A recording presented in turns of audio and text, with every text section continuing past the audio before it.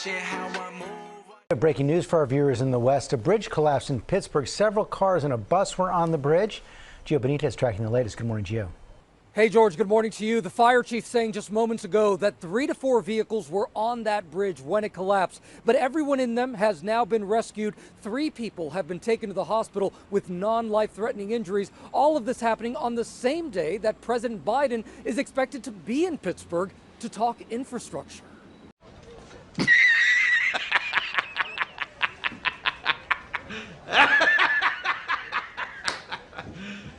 Are you serious? This morning, rescue crews are on the scene of a bridge collapse in Pittsburgh right now. A lot of screaming and static on the phone. What did you say? A lot of screaming and static on the phone. Do you realize how stupid you sound? Pictures of the downed bridge showing cars on their sides covered in debris. Covered in debris. Covered in debris. Covered in debris. Covered in debris. Covered in debris. And a bus stuck. Police, firefighters, and paramedics all working to secure the scene. Stating the bridge fully gave out. Unknown injuries. Authorities also reporting a strong odor of natural gas. Reporting a strong odor of natural gas. Reporting a strong odor of natural gas. And urging drivers to avoid the area. That's a fake laugh. It's real! And only 2 people were on that bus when the bridge collapsed. They were injured, but thankfully no reported deaths here. Some of the others injured were actually first responders because you saw in those images just how icy those conditions are right there. Officials are still investigating what caused this collapse, but they want to make sure that no one was underneath that bridge. They've been telling lies, they've been telling lies. Watching how I move, watching how I move. I've been keeping track now. Watch out for the snakes. Watch out for the snakes, yeah. Watch out for the snakes. Watch out for the snakes, yeah. Watch out for the copying what I do every time. They wanna take what's mine.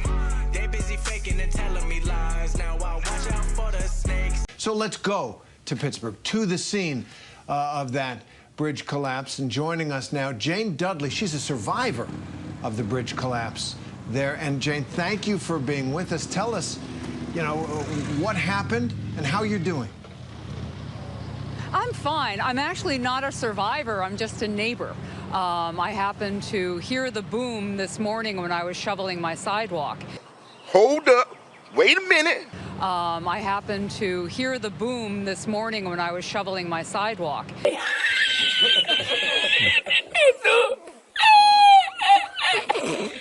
I happened to hear the boom this morning when I was shoveling my sidewalk.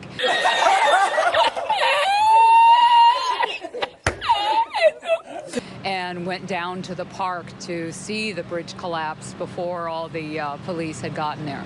To see the bridge collapse before all the police had gotten there. All right, so you say you heard the boom. Well, what time was that, and what went through your mind? What did you hear? Well, it must have been around 6 or 6:30 this morning. I was out early shoveling.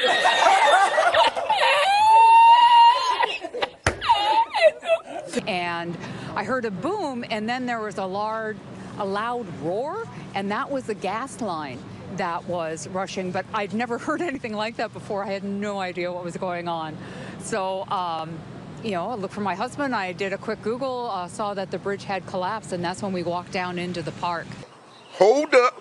Wait a minute. I looked for my husband. I did a quick Google, saw that the bridge had collapsed, and that's when we walked down into the park. Do you realize how stupid you sound? Copying what I do every time. They wanna take what's mine. They busy faking and telling me lies. Now I watch out for the snakes. Watch out for the snakes, yeah. Watch out for the snakes. Watch out for the snakes, yeah. Watch out for the copying what I do every time. They wanna take what's mine. They busy faking and telling me lies. I looked for my husband. I did a quick Google, saw that the bridge had collapsed, and that's when we walked down into the park to go investigate. And the people had already been rescued by the time we got there.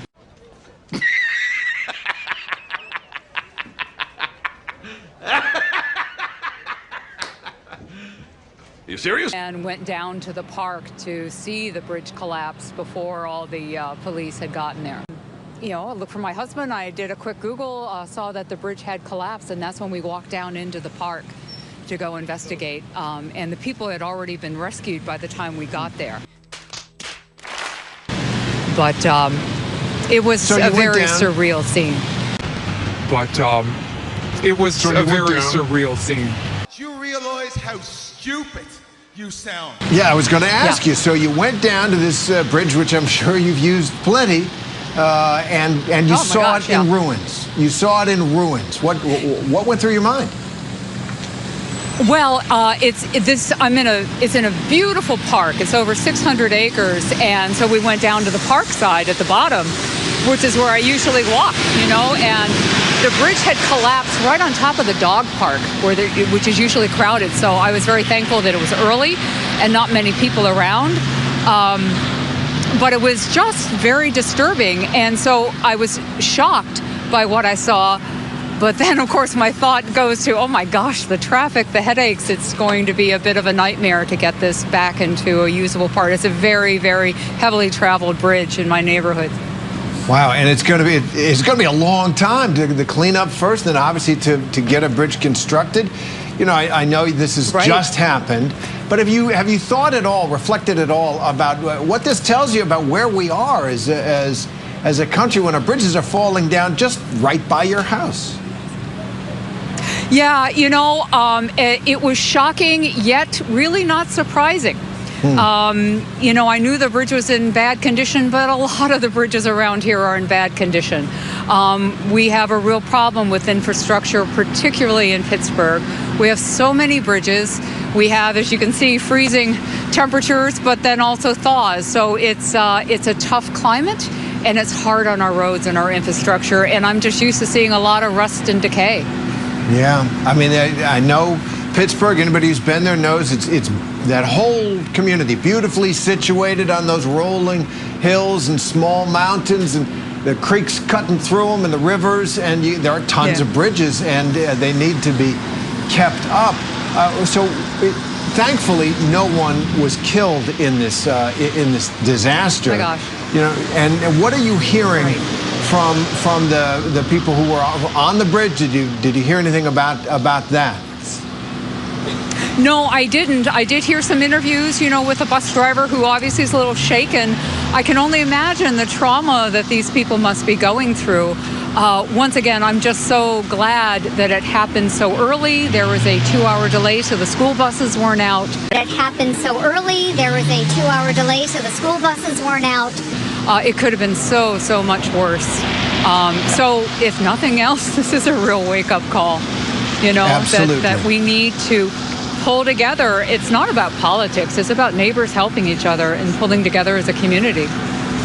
I love that. Love to hear it. And I was hesitant to ask you because I wanted to ask you about the president and his remarks and what he's doing there.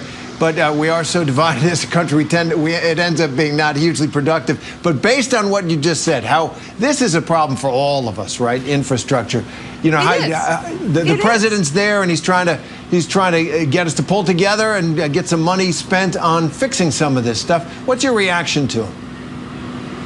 Oh my gosh, if we can't pull together for this, what can we? It's a matter of just, as I said, neighbors helping neighbors. We have to support our businesses. We have to get this going. We need to support. This was my bike route. This was also, I walked there as well as drive. And we need to support all of that. And if we can't come together, I think we've got to be able to find a way to break through that divide and get things done.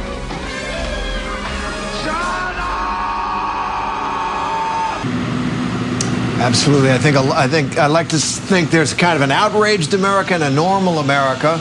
I hope the normal America outnumbers the outraged, but we all have to pull together somehow. Jane Dudley, we really appreciate you giving us your time today and offering us your understanding of what's going on the ground there. Thank you very much.